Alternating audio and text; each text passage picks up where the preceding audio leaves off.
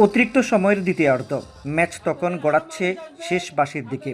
Comilla town hall মাঠের বড় পর্দার সামনে হাজারো আর্জেন্টিনার সমর্থকের চোখে তখনও শিরোপার স্বপ্ন। কিন্তু হঠাৎই স্পেনের গোল আর মুহূর্তেই বদলে যায় পুরো দৃশ্যপট। শেষ বাঁশি বাজার সঙ্গে সঙ্গে স্পেনের সমর্থকদের উল্লাসে মুখর হয়ে ওঠে কুমিল্লা টাউন হল মাঠ ও কান্দিরপাড় এলাকা। অন্যদিকে নীরবে স্থান ত্যাগ করতে দেখা যায় আর্জেন্টিনার সমর্থকদের। প্রিয় দলের পরাজয় যেন মেনে নিতে পারছেন না কেউই। এদিকে উন্মাদনা ছড়িয়েছে দেশের অলিতে গলিতে। পুরো বিশ্বকাপ জুড়ে কুমিল্লা টাউন হল মাঠের বড় পর্দার সামনেও ছিল এক গ্যালারি। আতশবাজি, ভুভুজেলা এবং আর্জেন্টিনা ও স্পেনের জার্সিতে রঙিন হয়ে ওঠে দর্শক সারি। এটা স্পেনের প্রাপ্য ছিল। এত সুন্দর খেলা খেলছে স্পেন।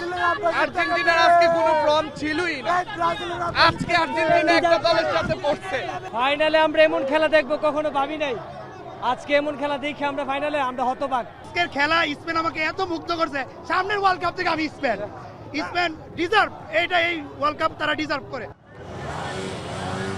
জয় পরাজয়, উল্লাস হতাশা সব মিলিয়ে কুমিল্লার বড় পর্দায় বিশ্বকাপ ফাইনাল উপভোগ ফুটবল প্রেমীদের জন্য হয়ে উঠেছিল এক আবেগঘন রাত।